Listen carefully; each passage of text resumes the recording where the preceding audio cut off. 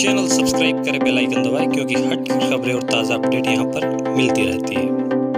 मंदसौर जिले में आयोजित हुए एक प्रोग्राम में पहुंचे फिल्म अभिनेता अरुण गोविल।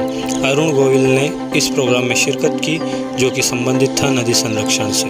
चमल नदी को मालवा की गंगा बनाने को लेकर हुए इस प्रोग्राम में अरुण गोविल ने शिरकत की और क्या कुछ कहा अपने श्रोताओं से, आप स्वयं देखिए इस वीडियो में। साथ ही साथ आपको बताना चाहेंगे कि अरुण गोविल को देखने के लिए लोगों में भारी उत्साह दिखा। यदि आप चैनल पर नए हैं तो प्लीज़ सब्सक्राइब करें और बेल आइकन दबाएं।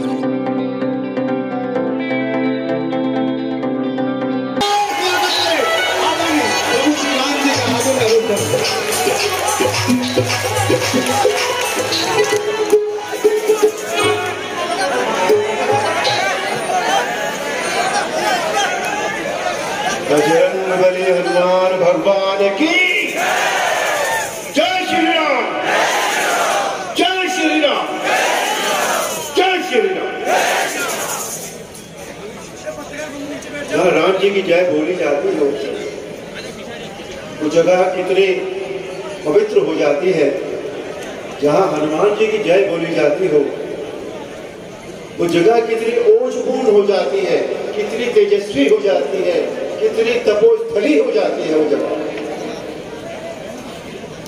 आज मालवा की इस पवित्र भूमि पर, मालवा के इस हिस्से में मेरा आना पहली बार हुआ। इंदौर आना बहुत हुआ, उज्जैन में बहुत बार महाकाल के दर्शन किए, लेकिन इस पर्टिकुलर एरिया में मुझे पहली बार आने का मौका मिला। इसके लिए मैं आभार प्रकट करना चाहूंगा हमारे पूज्य महाराज जी का।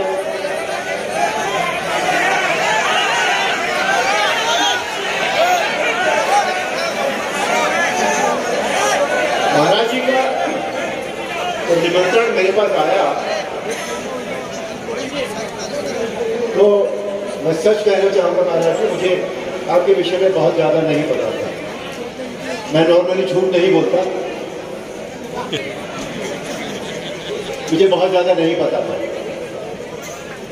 और जब निमंत्रण आया और जिस काम के लिए आया था वो निमंत्रण, मालवा की गंगा बनाना चाहता, जो मां है ऑलरेडी कोई भी नहीं, मां हो। जिस तरह मां हमें जीवन देती है और हमारा पालन पोषण करती है, उसी तरह कोई भी नदी हम सबका पालन पोषण करती है, हम सबको जीवन देती है। तो मुझे लगा कि ये एक व्यक्ति जो एक मां को किसी और दर्जे पर ले जाना चाहता है, जो व्यक्ति पर्यावरण की बात कर रहा है, तो मैंने कहा इस व्यक्ति के बारे में जानना जरूरी है। और मुझे जब जानकारी जो प्राप्त हुई, वो जानकारी महामंडलेश्वर पूज्य उपाधि तो है ही, लेकिन जो जानकारी प्राप्त हुई वो ये जानकारी प्राप्त हुई कि ये व्यक्ति शुद्ध है, तपस्वी है, योगी है और सच में ये सबके बारे में सोचता है। और उस बात ने मुझे यहाँ आज आप सबके सामने लाकर खड़ा कर दिया। मैं अपने आप को बहुत सौभाग्यशाली समझता हूँ कि मुझे इस धरती के चरण छूने का अवसर मिला, आप सबके दर्शन करने का अवसर मिला। मातृशक्ति को मेरा बहुत बहुत प्रणाम, उनका प्यार मुझे हमेशा बहुत मिलता रहा। कुछ नहीं हो, इसलिए माँ के चरणों में मेरा सदैव और सदैव नमन करता हूं। तो मैं एक बार फिर आभार प्रकट करना चाहूंगा हमारे महाराज जी का कि उनके कारण मैं यहाँ आया, ये मेरा सौभाग्य है। और अब जो मुझे शिष्टाचार पहले करना चाहिए था वो अब मैं थोड़ा बाद में कर रहा हूं। मंच पर आसीन सभी गणमान्य अतिथि जो इस समय मेरे लिए अतिथि है, हालांकि अतिथि मैं हूं, पर क्योंकि मैं यहां हूं इसलिए वो मेरे अतिथि हैं। उन सबके चरणों में नमन, उन सबको प्रणाम। बहनों भाइयों, आप सबको प्रणाम, आप सबके चरणों में नमन।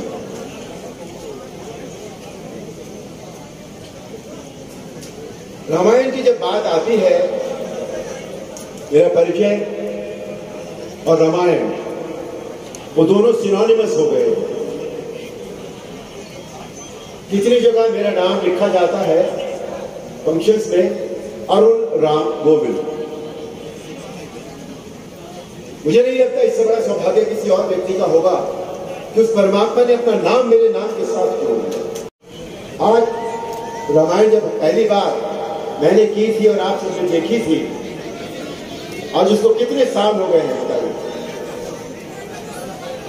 13 और 21, कुछ 34 साल हो गए हैं। 34 साल बाद भी यदि किसी व्यक्ति को इतना मान मिले, इतना प्यार मिले, इतना स्नेह मिले, एक एक्टर की तरह नहीं, एक उस व्यक्ति के प्रति जिसमें मेरी भी आस्था थी, आपकी भी आस्था है, केवल उस परमात्मा को एक रूप देने के लिए जो प्यार आपने मुझे दिया है, उसकी उम्र में पता नहीं मेरे से बड़े होंगे या नहीं, ये भी बता देता हूं, लेकिन तजुर्बे में मेरे से ज्यादा बड़े हैं। सब अपने अपने क्षेत्र के महारथी हैं यहाँ, और मैं अभी भी, सच बताऊं आपको, मैं अभी भी सीख रहा हूं।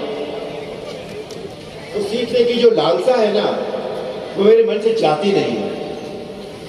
मुझे लगता है अरे वाह, मैं यहां से ये सीख कर गया, मुझे बहुत मजा आता है ये सोच मैं यहां से आज क्या क्या सीख कर जाऊंगा, जा रहा हूं। जब अगली बार आपसे मिलूंगा तब जरूर बताऊंगा। मैं जब आ रहा था यहां, तो अभी इतनी भीड़ में से जब गाड़ी गुजर रही थी, तो बहुत सारी आवाजें आ रही थी, राम जी राम जी राम जी। ठीक है, वो तो ठीक बात है, अच्छी बात है। डायलॉग सुना देना, डायलॉग सुना देना, डायलॉग सुना देना। मुझे इतने सालों बाद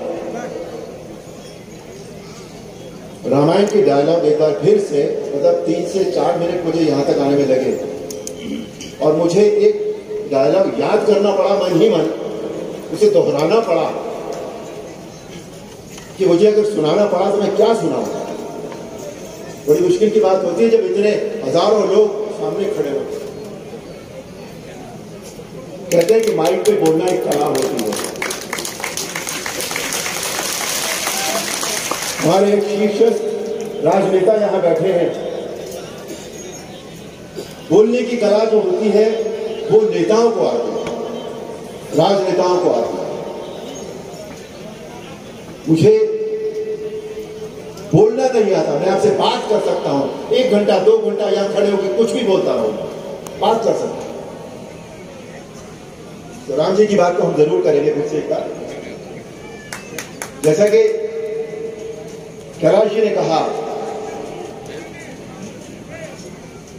जिस तरह से मां गंगा को एक बार फिर पवित्र करने का जो बीड़ा आदरणीय मोदी जी ने और बीजेपी की सरकार ने उठाया है, अपने आप में अभूतपूर्व कदम है। हमारी जो अपनी मां होती है, जो हमें जीवन देती है, जो जन्म देती है,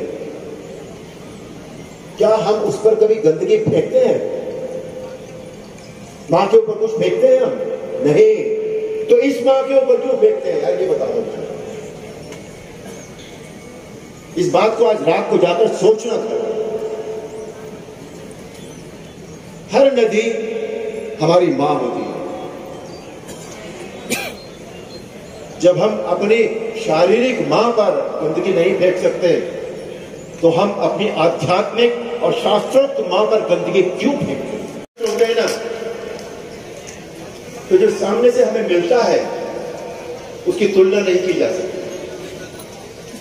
जब हम अच्छे होते हैं, सामने वाले को पता लगता है कि ये व्यक्ति अच्छा है, और उसके मन से जो दुआ निकलती है हमारे लिए, वो हमारा कब क्या भला कर जाती है हमें नहीं पता लगता। तो अपनी मां का ख्याल रखिएगा, ध्यान रखिएगा हमेशा के लिए। अब कितनी देर हो गई होगी मुझे बोलते बोलते? 10 मिनट हो गए होंगे? हो गए? बताओ ना, हो गए 10। चलिए 2-3 मिनट और लेता हूं, बताओ, उससे ज्यादा नहीं लेता। रामायण के संवाद की जहां तक बात है ना, डायलॉग की, रामायण में राम, भगवान राम और महाराज रावण, दो जो किरदार हैं ये बिल्कुल आमने सामने खड़े हैं। आप सब जानते हैं, हम सब ने रामायण पढ़ी है। दोनों अपने आप में संपूर्ण थे, लेकिन संपूर्णता भी अपने आप में कितनी विरोधी हो जाती है ये रामायण बताती है। जब भगवान राम और महाराज रावण का युद्ध हुआ तो भगवान राम ने महाराज रावण का रथ, उसका पहिया, उनकी खड़क, उनके रथ की ध्वजा, सब कुछ तहस नहस धरती पर खड़ा, बगैर रथ के खड़ा था। और तब भगवान राम ने उनसे क्या कहा, ध्यान से सुनिएगा।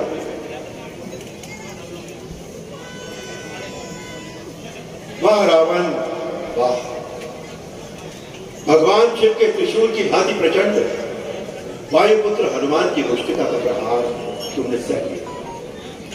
तुम सचमुच परम शक्तिशाली, परंतु कितने दुख की बात है कि तुमने अपनी शक्ति अधर्म के कानों में लगा दी और इस दुर्दशा को पहुंचा। रावण, भक्त और ज्ञानी में अंतर होता है। भक्त चाहे मूर्ख हो, परंतु हृदय का सच्चा और मन का सरल होता है। तुम्हारे जैसे हर दुराचारी के मन में ऐसी अवस्था सदैव आती है। तुम्हारे मन में इस समय चिंता, तड़प के अतिरिक्त और कुछ भी नहीं।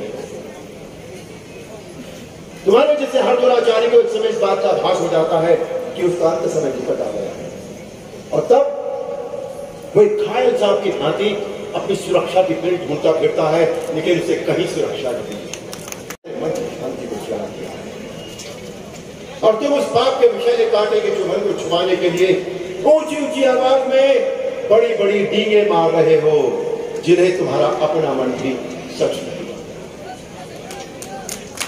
इसी का नाम है दुर्दशा। रावण, युद्ध जीतने के लिए अस्त्र शस्त्रों की गिनती और पाश्विक बल की आवश्यकता नहीं होती। युद्ध जीतने के लिए आवश्यकता होती है धर्म और आध्यात्मिक शक्ति।